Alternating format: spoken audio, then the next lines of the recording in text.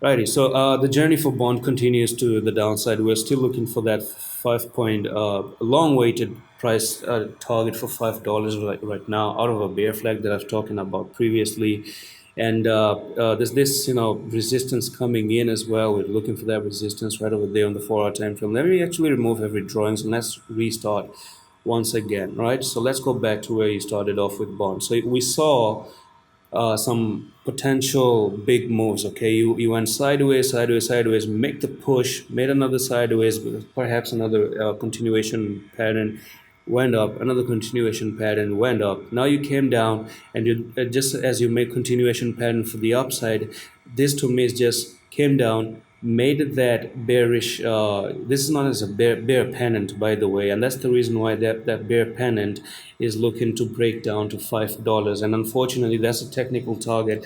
Unless you don't come up and break the bear pennant and hold the bear pennant, that means come up here, go to $13, hold $11, and then that's where you actually start to move to the upside. So that's how you come down, and this is where you can reverse like this. Okay, so for that one, that basically means you break this level. $11 is what's needed to break.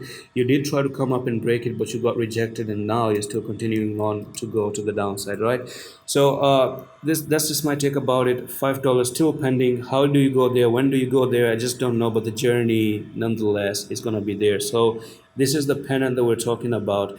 We broke out of the pennant. You just take the top here to the bottom of that pennant, and this is where you're breaking out of it. This is where you're looking to come down to, and that's gonna be exactly the $5 region, just right there. Okay, and it is what it is. It's just now that you're moving in a journey wave. Went down, came up, went down, potentially going to move down again like this, go up, and until maybe 11th of August, you're going to actually meet the technical target to the downside there. Who knows?